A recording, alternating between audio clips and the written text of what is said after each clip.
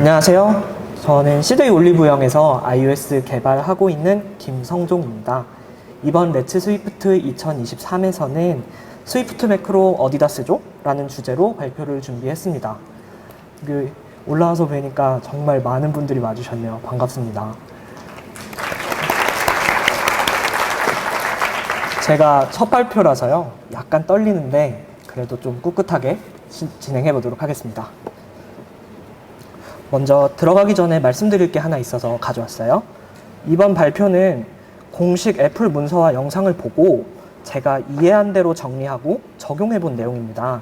그래서 공식 영상은 WWDC 23년 영상에 있는 Expand on Swift Macros랑 Write Swift Macros 이 두 개가 언제나 Source of Truth라는 거 참고해 주시면 좋겠습니다. 그러면 본격적인 발표 시작해 보겠습니다. 이번 발표에서는 스위프트 매크로가 어떤 일을 하는 기능인지 먼저 알아보고 스위프트 매크로의 사용 방법, 그리고 스위프트 매크로의 작성 방법, 마지막으로 스위프트 매크로를 사용하는 예시들을 이렇게 순서대로 간단하게 훑어보는 시간을 갖도록 하겠습니다. 가장 먼저 스위프트 매크로가 어떤 일을 하는 기능인지 알아보겠습니다. 이거를 설명드리려고 영상을 봤더니 되게 기술적인 내용들이 많더라고요. 그래서 제 나름대로 설명 방법을 좀 정리를 해봤는데 제가 매크로를 설명하기 위해서 가장 비슷하다고 생각하는 비교 대상 두 가지 기능을 가져와 봤습니다. 첫 번째 비교 대상은 코드 스니펫 라이브러리입니다. 코드 스니펫 라이브러리라고 하면 어떤 기능인지 조금 상상이 되시나요? 안 되실 것 같아서 그림을 좀 가져와 봤는데요. 혹시 엑스코드로 작업하시면서 이 창 보신 분 계실까요? 이 창에 마우스로 보이진 않는데 왼쪽에 이미지 뷰 보시면은 유저 딱지도 붙어 있고 하죠. 이 창을 아무래도 작업하면서 쉽게 보기는 어려운 창인 것 같아요. 그리고 이렇게 창만 보여드리면 이게 어떤 기능인지 잘 모르시니까 영상도 하나 준비를 해봤습니다. 참고로 이 창은 커맨드 시프트 L 누르시면 보실 수 있는 창입니다. 코드 스니펫을 어떻게 사용하는지 영상으로 좀 가져와 봤어요. 커서를 놓고 이미지 뷰라고 컴플리션으로 정해놓은 단어를 때리면 이렇게 텍스트 에디터에 뭔가 코드 스니펫을 붙여주는 기능인데요. 아마 WWDC 영상들 전에 것들 많이 보시면 발표자들이 발표할 때 쓰려고 단축어들 굉장히 짧은 걸로 선택해서 사용하시는 것을 보실 수 있어요. 사용 방법은 지금 아까 전 화면에서 보여드린 라이브러리 패널에서 원하는 거를 더블 클릭해서 사용하실 수도 있고 스니펫별로 지정된 단축 키를 호출해서 지금처럼 사용하실 수도 있습니다. 정리해보면 코드 스니펫 라이브러리는 외부에 만들어둔 텍스트를 엑스코드가 그대로 에디터에 붙여주는 기능입니다. 붙여주는 텍스트에 플레이스 홀더도 작성할 수 있고요. 라이브러리를 이용하거나 단축 키를 이용해서 쉽게 붙여넣을 수 있는 기능이에요. 근데 장점만 있는 건 아니고요. 단점도 좀 정리를 해봤습니다. 코드 스니펫을 많이 만들어서 공유해봐도 결국 개발자가 불러줘야 돼요. 이거 백날 만들어놔도 물론 혼자 작업하실 때는 로컬에만 저장해놓으면 괜찮겠지만 팀원들을 위해서 이걸 공유해놔도 맨날 만들어서 공유해도 사용하지 않으면 의미가 별로 없습니다. 또한 공유하는 방법도 생각보다 번거로웠어요. 이게 맥 파일 시스템에 파일로 저장되는 형태거든요. XC 스니펫이라는 파일로 저장이 돼버리는데 이게 엑스코드가 바라보고 있는 특정 폴더에 집어 넣어줘야 그 맥에서도 개발 환경이 세팅이 되거든요. 그러다 보니까 이걸 자동화하는 방법이 결국은 설치 스크립트 돌리는 것뿐이었어요. 그냥 우리가 코코아팟처럼 이렇게 쓰면 너무 좋거나 혹은 레퍼지토리에 넣어놓고 레퍼지토리 클론 받아서 바로 환경이 짠하고 되면 좋겠는데 그렇진 않고 한 스택이 더 있다는 게 단점이었고, 더 어려운 점은 이 스니펫이 이제 제품이 발전하면 발전할수록 팀 컨벤션이 발전하면 발전할수록 스니펫을 업데이트할 필요도 있는데 업데이트는 더 번거로워요. 이 스크립트 돌리는 걸 까먹으면 업데이트가 안 되니까요. 그래서 여기까지 코드 스니펫 기능에 대해서 좀 알아봤고요. 다음 대상은 C 매크로입니다. 혹시 개발하시면서 C 사용해 보신 적 있으실까요? 샵 디파인이라는 전처리기 문이 있는데 이걸 좀 학교 다닐 때 많이 배웠던 것 같아요. 그래서 C 매크로가 어떤 기능인지를 설명드리기 위해서 간단한 코드 문제를 좀 가져와 봤습니다. 먼저 샵 디파인으로 current year 2023을 선언했어요. 이거 실행하면 year is 2023 우리가 의도한 대로 제대로 나오겠죠. 매크로가 한 줄짜리거나 간단한 상수들의 매크로면 좀 생각보다 쉽게 쓸 수 있었던 것 같아요. 그럼 이 예시는 어떨까요? 두 번째 예시인데요. 멀티플라이 예시를 샵 디파인으로 선언을 했습니다. 그래서 A랑 B를 인자로 받아서 A 곱하기 B로 매크로를 선언해 주는 걸 만들었는데 리절트에다가 3-1을 넣고 5를 넣었어요. 그러면 프린트 찍어보면 그냥 생각해보면 10이 나올 것 같죠? 2 곱하기 5 해가지고. 근데 돌려보면 마이너스 2가 나옵니다. 3 마이너스 1 곱하기 5가 돼버려요. 그래서 로지컬한 에러가 좀 발생을 하기 시작을 해요. 보호를 받지도 못하고. 근데 이 정도도 단순한 수식 궤도이기 때문에 좀 어느 정도 개발자가 감내할 수 있다고 쳐보자고요. 마지막 예시입니다. 이번에는 인크리멘트라는 C 매크로를 선언을 했고 A랑 B 인자로 받아서 둘 다 후행 연산자로 1씩 더해주는 코드를 만들었고요. 함수 호출부 안에서는 if문으로 한번 감싸서 스코프를 좀 적어봤습니다. 이걸 실행하면 어떤 코드가 나올 것 같으신가요? false이기 때문에 둘 다 00 찍힐 것 같지 않나요? 아닙니다. B는 무조건 올라갑니다. 앞에 조건문이랑 상관없이 조건문을 넣어서 스코프로 감싸놓은 것처럼 보이지만 아니에요. 그래서 항상 B는 1이 출력되고요. 이런 로직이 프로덕션 코드에서 발생하면 잡을 수 있을까요? 안 될 것 같다고 생각합니다. 그래서 좀 정리를 해보면 C 매크로는 프로젝트 내부에 파일 어딘가에 텍스트를 정의를 해놓고 전처리기가 그 텍스트를 그대로 붙여 넣어줍니다.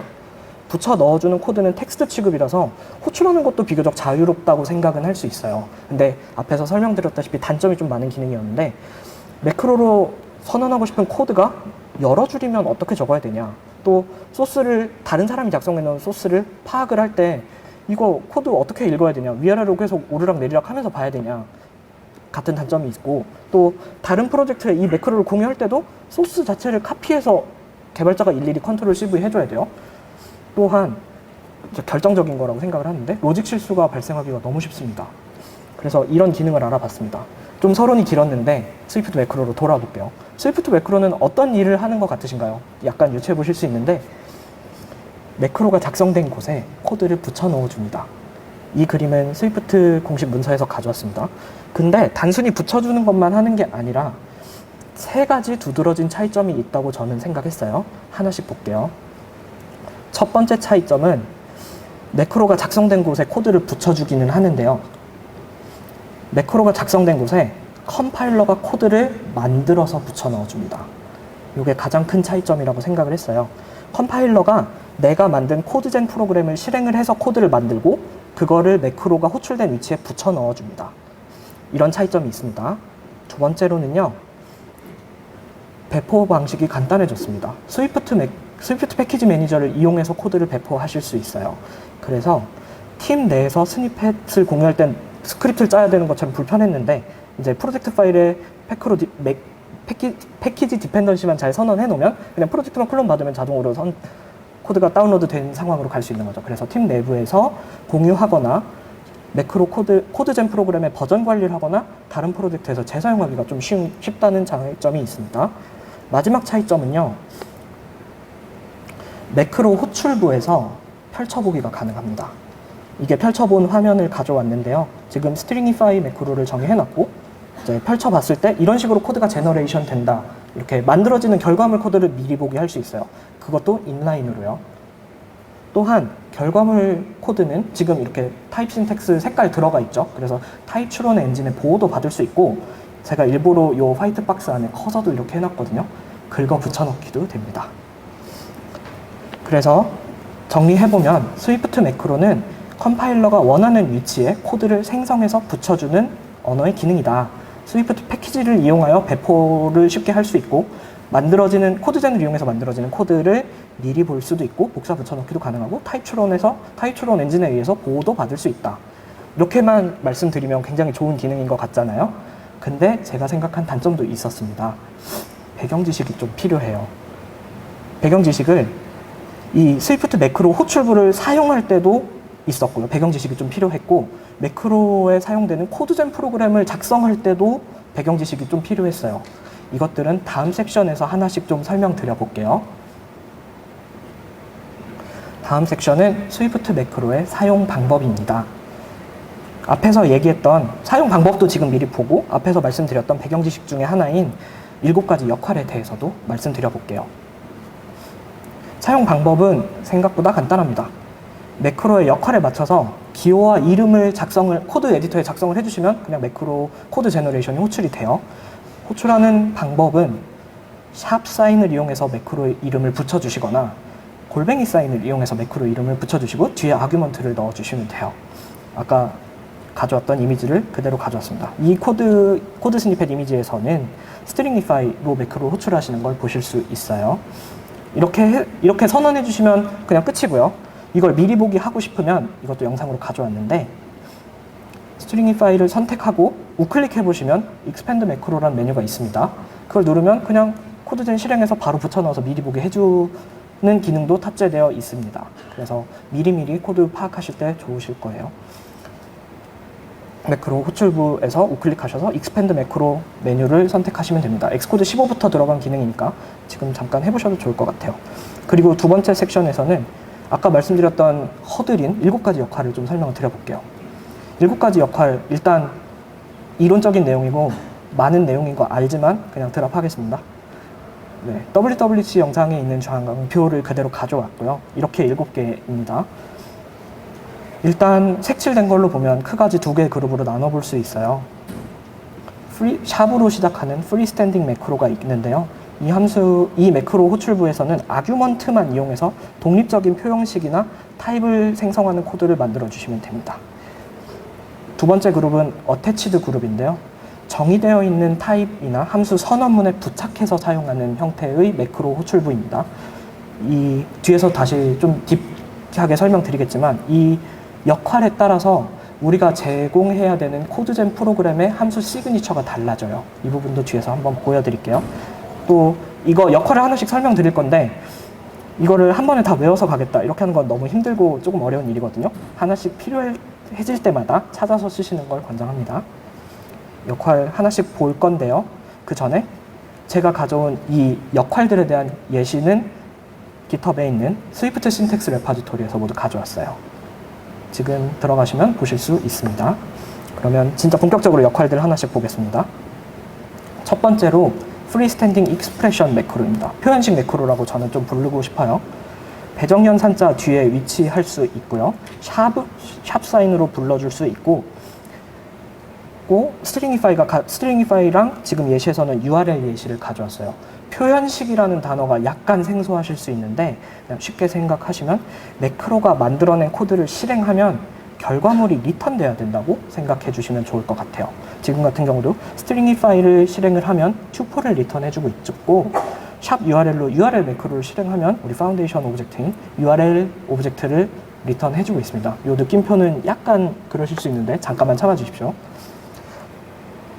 그래서 프리스탠딩 익스프레션 매크로, 표현식 매크로는 이렇게 사용하고 이 함수 정의를 보시면 이렇게 되어 있습니다. 익스프레션 매크로이고 사용되는 노드를 받아서 컨텍스트 안에서 익스프레션 신텍스를 리턴해 준다 라고 생각해 주시면 좋을 것 같아요. 지금은 에러 안 나게 그냥 빈 스트링 리턴하는 걸로 작성을 해봤어요. 두 번째 역할은 Declaration Freestanding 매크로입니다. 저는 이거를 선언문 매크로라고 부르고 싶은데요. 매크로 호출부에 사용하면 그냥 아무 곳이나 사용을 할 수 있는데 매크로 호출부와 동일한 스코프를 가진 무언가를 선언해주는 매크로예요. 지금 예시에서는 펑크 유니크를 가져왔는데 글로벌 스코프에 펑크 유니크를 사용을 했고 그렇다 보니까 리턴해준 타입이 myClass라는 타입을 선언하고 그 안에 들어가는 함수 이름도 그냥 랜덤한 이름이 되게끔 만들어 보았습니다. 이 매크로 같은 경우는 타입 선언을 동시에 여러 개 해야 되는데 각각의 타입들이 좀 규칙이 있다, 좀 반복되는 코드가 있다 하면 사용하실 수 있을 것 같아요. 그래서 영상 보시면 make array nd라는 매크로를 소개해 주거든요. 꼭 공식 영상 보시면서 확인해 보시면 좋겠습니다. 선언문 매크로도 그 함수 시그니처만 한번 보고 넘어갈게요. 함수 시그니처는 이렇게 생겼습니다. 그래서 인자가 노드 컨텍스트 받고 이번에 리턴 타입이 익스프레션 신텍스가 아니라 데클러레이션 신텍스 배열을 그냥 리턴 해주면 돼요. 여기서도 마찬가지로 그냥 빈 배열 넣는 걸로 스니펫을 좀 가져와 봤습니다. 다음 역할은 이제 어태치드 그룹을 하나씩 볼게요. 여기 5개 있었죠. 첫 번째로 피어 매크로입니다. 어태치드 피어 매크로인데요.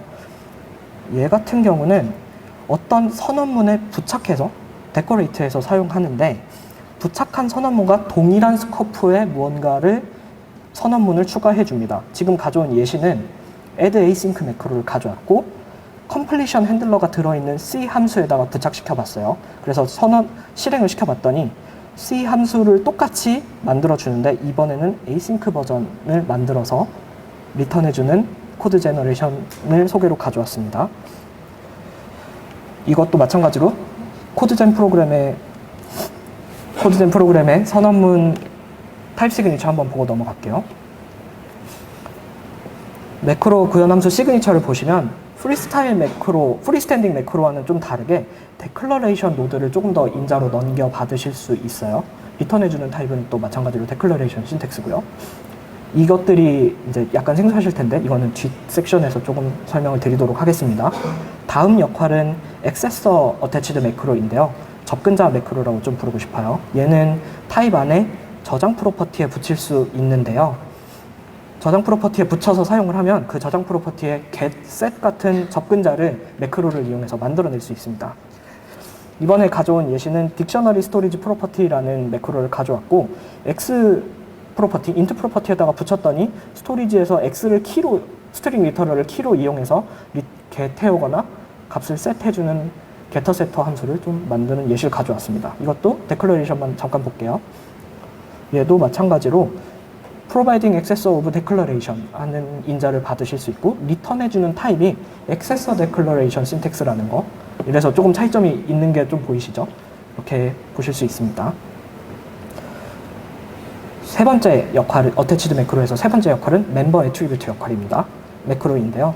타입이나 익스텐션에 붙일 수 있고요. 타입이나 익스텐션에 붙이면 그 스코프에 선언되어 있는 멤버 프로퍼티들 안에다가 매크로를 선언해서 코드를 붙여 넣어줄 수 있어요. 지금 가져온 예시는 멤버 데프리케이티드 매크로를 가져왔는데 타입 엘리아스라든지 저장 프로퍼티라든지 함수 위에다가 not available 붙이는 코드로 가져왔습니다. 이것도 이 함수 시그니처를 보면 이렇게 이번에는 멤버를 인자로 추가로 넘겨주는 걸 보실 수 있어요. 그래서 타입 데클러레이션 받을 수 있고 멤버도 받을 수 있다. 그리고 리턴해주는 건 애트리뷰트 신텍스를 리턴해준다. 이상 이렇습니다. 네 번째로 어태치드 멤버 매크로입니다. 얘는 아까 전에는 이제 멤버로 선언되어 있는 함수나 저장 프로퍼티를 꾸미는 역할, 애트리뷰트 매크로였다면 얘는 멤버들을 선언해주는 애예요. 그래서 커스텀 코더블 매크로를 가져왔는데 매번 코더블 타입 선언할 때마다 코딩 키즈 쓰는 게 우린 일상화되어 있다고 생각하죠. 근데 이넘 코딩 키즈는 스트링 코딩 키 해가지고 코딩 키냐 코딩 키즈냐 어떤 게 프로토콜이냐 이거 매번 헷갈리잖아요. 이거를 좀 자동으로 만들어주는 매크로를 예시로 가져왔습니다. 그래서 커스텀 코더블 스트링이라는 자료형에 커스텀 코더블 매크로를 붙이면 이렇게 자동으로 이넘 타입을 선언해 줍니다. 그리고 코더블 키라는 추가적인 애트리뷰트도 선언을 해서 키를 바꾸는 예시도 가져왔어요. 얘도 코드 제너레이션 프로그램의 함수 시그니처를 보면 아까와 비슷한데 이번에 리턴 타입이 데클 신텍스인 점 참고해 주시면 좋겠습니다. 마지막으로는 어태치드 컨퍼먼스 매크로입니다. 내가 선언한 타입에 프로토콜 채택도 매크로로 붙여버릴 수 있습니다. 그래서 이번에 가져온 예시는 이퀘이터블 예시인데요. 스트럭트 팻에다가 이거 붙이면 그냥 콜론 이퀘이터블 쓰지 않고 이렇게 자동으로 익스텐션을 생성해주는 코드를 매크로를 이용해서 붙이실 수 있습니다. 이것도 타입 시그니처를 한번 보면 얘는 좀 길죠. declaration, type, conforming to context 하고 리턴해주는 애가 extension declaration syntax라는 점. 그래서 역할이 이렇게 7개가 있고 그 7개는 코드젠 프로그램의 함수 시그니처에 잘 표현되어 있다. 그래서 어떤 식으로 사용하면 좋겠다 정도를 이해해 주시면 좋을 것 같습니다. 여기까지가 두 번째 섹션이었고요. 세 번째 섹션으로 넘어가서 약간 이론적인 얘기가 계속 지속되네요. 스위프트 매크로를 어떻게 작성하는지, 코드젠 프로그램을 어떻게 쓰면 좋은지를 간략히 알아보도록 하겠습니다. 작성을 시작하실 때 가장 쉬운 방법은요. 엑스코드 15를 설치하신 이후에 New에서 스위프트 패키지 새로 만들기 메뉴를 선택하셔서 스위프트 매크로 템플릿을 선택해 주시는 거예요. 이렇게 하면은 자동으로 패키지를 하나 짠하고 만들어주고 그 안에 스트링이파이 예제를 넣어주거든요. 예제를 통해서 많이 파악하고 여러 개 좀 해볼 수 있는데요. 매크로 패키지를 기본 바닐라 상태로 만들게 되면 이렇게 4개의 타겟을 만들어줍니다. 4개의 타겟 하니까 벌써부터 좀 많아 보이죠? 전 이름도 여기도 붙여봤어요. 그래서 선언 타겟, 실행 타겟, 구현 타겟, 그리고 테스트 타겟 이렇게 4개를 만들어주는데 각각의 타겟들마다 조금 작성해야 되는 것들이 있어요. 각각이 어떤 역할을 해야 되는지를 좀 설명드리겠습니다. 먼저 선언 타겟입니다. 선언 타겟에서는 아까 보셨던 매크로의 역할문이랑 매크로 선언문을 그냥 이렇게 작성해 주시면 되고 이게 어떤 모듈에 들어있고 어떤 타입으로 코드 제너레이션이 실행된다를 명시해 주시면 돼요. 그리고 여기 오른쪽에 보시면 는 뒤에 샵 익스터널 매크로가 있는데 얘도 매크로입니다. 그래서 매크로 선언하는 곳에서 매크로를 사용하고 있다. 그리고 이 매크로는 조금 특별한 타입의 매크로라서 여기에서만 사용할 수 있어요. 그래서 좀 유머라고 가져왔는데 실패한 유머라고 알겠습니다. 다음 타겟은 실행 타겟입니다.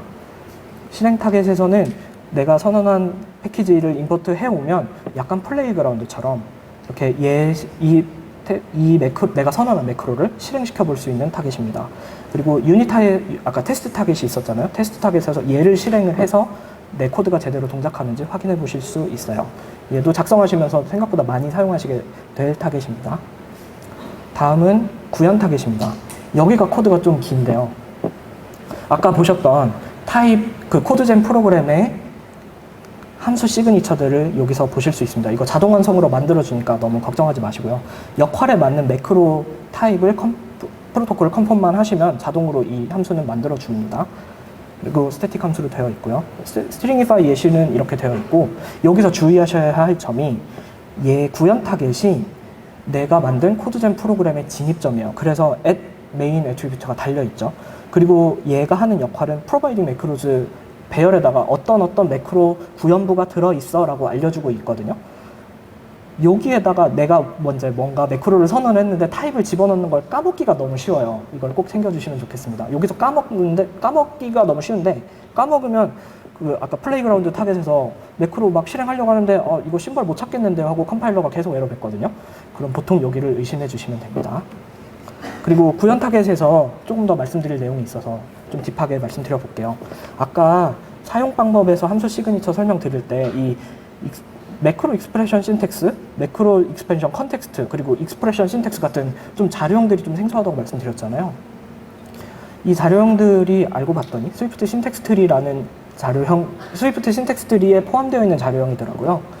이 자료형을 처음부터 다 알고 이 자료형의 이니셜라이저에 맞게 코드를 선언해 주는 건 너무 힘들어요. 그래서 스트링 인터폴레이션을 정말 잘 활용하시기를 추천드립니다. 내가 스트링 리터럴로 코드를 리턴을 하면 얘가 알아서 신텍스 트리로 바꿔주거든요.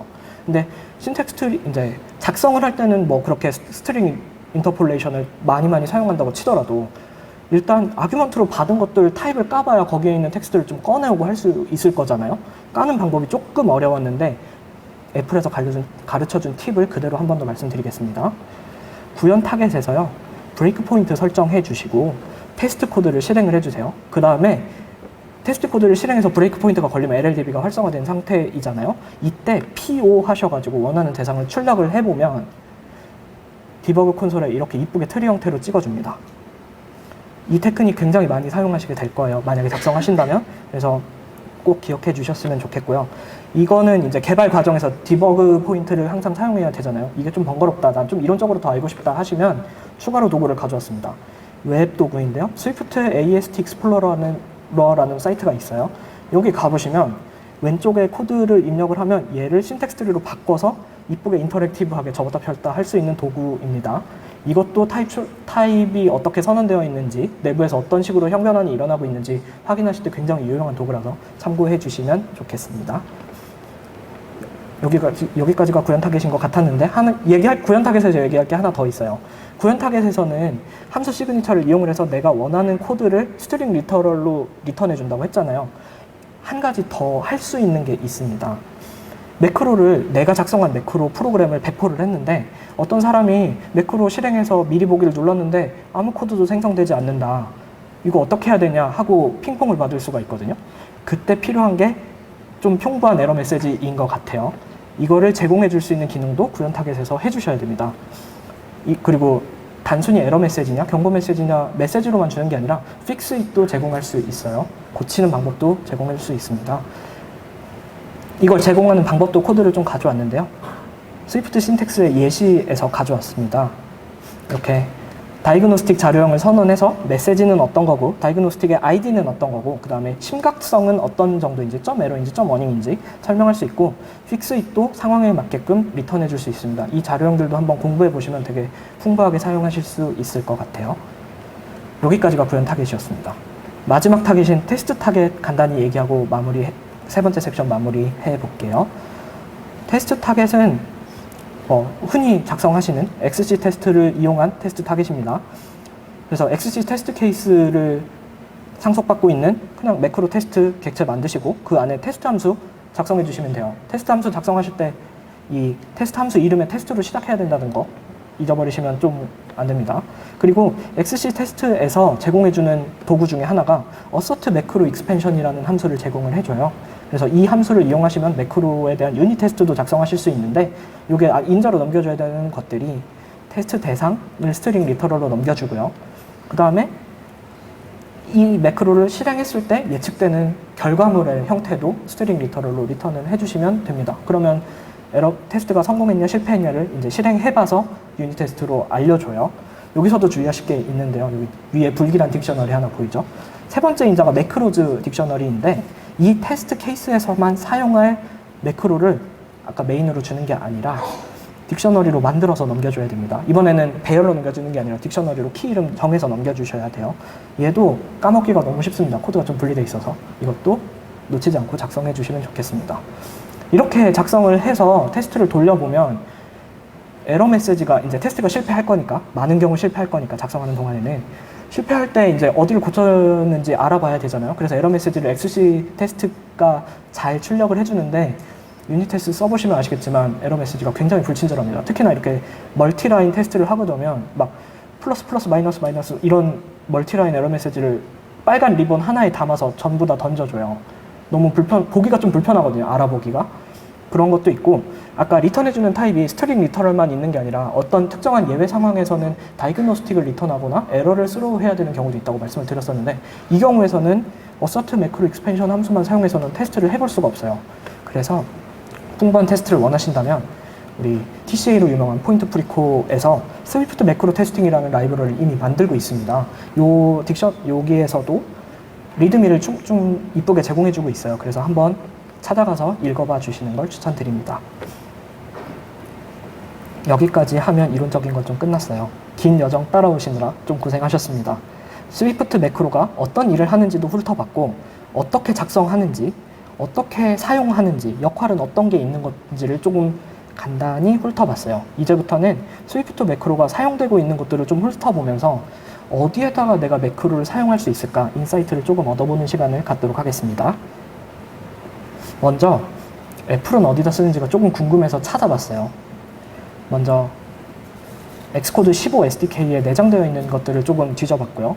가장 유명한 스위프트 UI에서 샵 프리뷰 매크로를 제공을 해주고 있었고 이건 UI킷에서도 이제 사용이 가능하죠.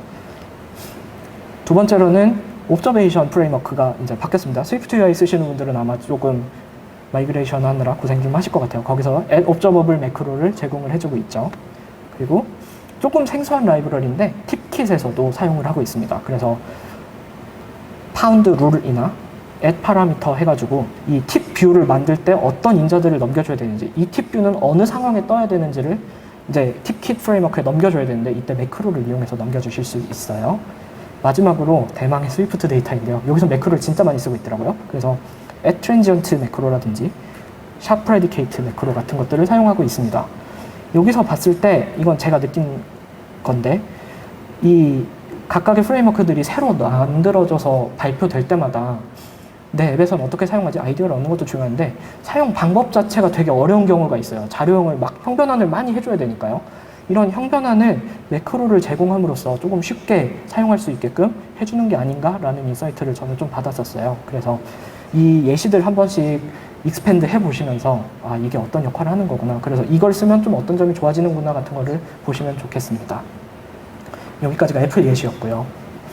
다음은 커뮤니티 예시도 가장 대표적인 건 좀 약간 주관적인데 가장 쓸모 있다고 생각하는 거 제가 하나 선택해 왔어요. 스위프트 스파이어블입니다. 스위프트 패키지 인덱스에서 스타수 높은 걸로 좀 정렬해서 가져왔고, 얘가 뭐 하는 애냐면요. 이게 스니펫을 좀 만들고 나니까 너무 작았는데, 우리 유닛 테스트 짤 때 내가 테스트하고자 하는 인스턴스 타입은, 콘크리트 인스턴스는 그냥 잘 선언을 해놓는데, 매번 유닛 테스트 할 때 그 디펜던시 분리한다고 스파이 객체나 목 객체나 더블 객체 만들 때 너무 불편하잖아요. 똑같은 거 한 번씩 더 만들어야 되니까. 이 매크로를 사용을 하시면 이 내 콘크리트 타입이 컨폼하고 있는 프로토콜에다가 매크로를 앳스파이어블 프로토콜을 부착시켜 주시면 스파이 객체를 그대로 만들어 줍니다. 이게 이제 각각의 팀에서 사용하는 유닛 테스트 컨벤션에 잘 맞을지는 잘 모르겠으나, 이렇게 하면 똑같은 타입을 두 번 만드는 거, 테스트를 위해서 두 번 만드는 허들은 조금 낮출 수 있을 거라고 생각해요. 그래서 이것도 한번 들어가셔서 리듬이 잘 정리되어 있으니까요. 봐주시면 좋겠습니다. 여기까지가 이제 외부에서 사용하는 예시들을 가져왔는데요. 그럼 우리는 어디다 해볼 수 있을까? 요게 조금 저는 궁금했어요. 이걸 공부하면서. 근데 생각보다 큰 허들이 있더라고요. 팀 컨벤션이 있기 때문에 어디서든 통용되는 매크로를 만드는 걸 떠올리는 건 너무 힘든 일이었어요. 예시를 가져왔는데 아까 느낌표 말씀드렸었죠. URL에 어떤 팀에서는 그냥 포스 언랩핑 느낌표 쓰고, 어떤 팀에서는 가드렛으로 풀고 실패하면 스로우 던져주고, 어떤 팀에서는 그냥 가드렛으로 풀긴 하는데 닐 던지고, 어떤 팀에서는 페이털 에러로 그냥 종료시켜버리고, 이런 식으로 팀마다 매크로에 해당하는 코드를 대응하는 방법이 다 다르잖아요. 이거를 제너럴하게 모든 팀에 적용되는 매크로를 작성하는 거는 너무 힘들다고 생각을 했어요. 그래서 스코프를 조금 줄여봤더니 팀 안에서만 사용하는 매크로다, 코드 스니펫처럼 좀 우리 팀 안에서만 사용하는 도구다 라고 생각을 했더니 생각보다 좀 있더라고요. 그래서 가져왔습니다. 팀 내에 존재하는 애매한 중복 코드를 좀 많이 제거할 수 있을 거라고 생각을 했어요. 예시를 하나 가져와 봤습니다. 예시에 사용한 요구사항을 좀 간단히 설명드려 볼게요. 우리 코-더블 되게 자주 사용하고 계시죠. 그래서 백엔드랑 통신한다거나 할 때 코-더블을 이용해서 타입 선언만 해놓으면 메모리에 자동으로 데이터를 형변해서 올려주잖아요.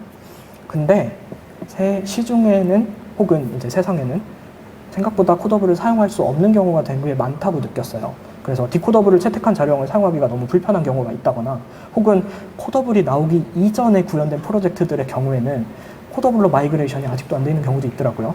이런 경우가 있는데, 이렇게 이제 유즈 케이스만 말씀드리면 좀 모호하잖아요. 예시를 가져왔습니다. WK 스크립트 메시지의 바디가 타입이 n이에요. 그래서 웹앱을 구현하시는 경우에 스크립트 메시지 핸들러스를 쫙 등록해 주잖아요. 근데 그때마다 타입 선언해서 막 뭔가를 해야 되는데, 이 타입의 인스턴스를 만들어 주는 게 굉장히 중복이 많다고 생각을 했어요. 그래서 스크립트 개수가 늘어날 때마다 이 메시지.body 해서 형을 가져오고, 얘를 스트링으로 바꿔서 형 변환해주고, 얘를 데이터로 바꾸고, 데이터를 제이슨 디코더에다가 넘겨주고, 걔로 트라이 캐치문으로 내가 원하는 타입으로 바꿔서 리턴하고, 그때마다 가드 언랩핑 써주고 있고요. 너무 불편하다고 생각을 했어요. 또한 옛날 프로젝트들 같은 경우에는 XML 파서 쓰는 데도 있습니다. 얘는 모야나 알라모파이어가 제공해주는 것처럼 맵 함수를 사용할 수가 없잖아요. 그러니까 XML 파서로 틀이 자동으로 일일이 다 풀어서 딕셔너리로 바꾼 다음에 딕셔너리에 있는 걸 까가지고 내 자료형으로 변환해줘야 되는데, 그때마다 키 스트링을 리터럴로 찾아야 되고, 가져온 값이 닐이 아닌지 확인해야 되고, 걔가 내가 원하는 타입인지 확인해줘야 되잖아요. 이것들이 너무 타입이 많아질 때마다 중복된다고 생각을 했어요. 그래서 제가 예시로 만들어온 매크로 이름은 레거시 이니셜라이저스고요. 레거시라고 부르면 기분이 너무 안 좋으니까 헤리티지 이니셜라이저라고 불렀습니다. 네. 지금 깃허브에 공개되어 있고요. 레퍼지토리는 주소는 여기입니다. 들어가 보시면 바로 보실 수 있어요. 리드미가 조금 불친절한데 한번 설명만 듣는 걸로 봐주시면 좋겠습니다. 그래서 먼저 약을 팔아야 되니까 실행 결과를 보여드릴게요. init from dict라는 매크로를 선언을 했습니다. 그래서 내가 원하는 자료형에다가 init from dict라는 매크로를 부착을 시켜주면 이렇게 이니셜라이저를 자동으로 만들어주는 코드를 만들었어요. 그래서 지금 보시면 컴퓨티드 프로퍼티는 자동으로 생략이 되고요. 타입 어노테이션이 옵셔널 타입인 경우에는 가드렛에서는 빠지고 배정문에서는 들어가는 이런 분기문도 조금 구현을 해본 예시입니다. 또한 아까 말씀드렸던 유즈 케이스가 두 개였죠. 두 번째 예시도 보여드릴게요. init from json string이라는 매크로를 만들었습니다. 얘도 페일로드 내가 원하는 자료형에다가 붙여주시면 되는데, 얘도 똑같이 이니셜라이저를 만들어줘요.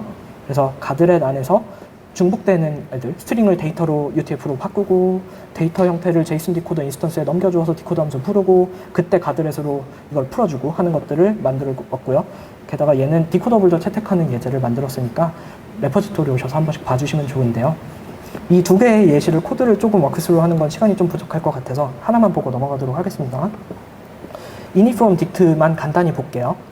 init from dict 함수, 아까 설명드렸던 함수 시그니처인 요 expansion 함수 안에다가 뭔가를 만들어 주시면 되는데 여기서 제가 느꼈던 어려운 점이 이거였어요. 이 매크로는 어느 타입에나 다 붙을 수 있는데 프로토콜 타입 선언에 붙으면 안 되잖아요. 그래서 붙을 수 있는 애가 스트럭트 타입이냐, 클래스 타입이냐, 액터 타입이냐 이렇게 저장 프로퍼티를 가진 애들만 붙을 수 있게끔 제한을 걸어줘야 했거든요. 그거를 분기해보는 구문을 만들었습니다. 그리고 한 가지 죄송한 점은 아까 다이그노스틱 자료형 그렇게 설명했는데 제 예시엔 지금은 빠져 있어요. 이거는 PR 만들어서 올려주시면 너무 좋을 것 같습니다. 그래서 이렇게 매크로를 실행할 때 내가 원하는 환경이 되게끔 조건문을 짜는 것도 있었고, 그 다음에 스트링 리터럴 인터폴레이션을 이용하기 위해서 컨디션 조건문을 만들어내는 컴팩트 맵 구문도 가져와 봤습니다. 여기서 아까 자료형이 내가 선언한 타입의 자료형이 대상이 컴퓨티드 프로퍼티냐 옵셔널 타입이냐 이거를 분기해서 스트링으로 변환할지 말지 결정하는 로직이 들어있는 컴팩트 맵 문이에요. 마지막으로 배정문도 만들었습니다. 그래서 옵셔널 타입이냐 아니냐로 가지고 배정문의 형태가 가드렛 언래핑된 배열을 집어넣을 것이냐 아니면 딕셔너리에서 키로 직접 꺼낼 것이냐 하는 것들을 여기 분기문을 한번 만들어 봤습니다. 레퍼지토리에서 좀 봐주시면 좋을 것 같아요. 그래서 이 배정문으로 만들어 놓은 스트링 배열들을 마지막에 데클 신텍스라는 걸로 감싸서 리턴해주고 있어요. 이걸 먼저 보여드릴 걸 그랬나 봐요. 이걸 보시니까 좀 이해가 되시죠? 작성하는 게 스트링 인터폴레이션을 굉장히 잘 지원해주고 있기 때문에 그렇게 어렵지 않았다고 저는 느꼈습니다. 앞에 허들이 좀 있었지만. 그래서 한번 팀 내에서 사용하는 컨벤션들을 정리해 보시면 좋을 것 같아요. 이상입니다. 이렇게 해서 제가 구현한 경험까지, 앞에 이론적인 내용을 포함해서 경험까지 좀 나눠드렸어요. 정말 긴 시간이었는데요. 그리고 말도 좀 빨랐을 것 같은데 경청해서 들어주셔서 감사합니다.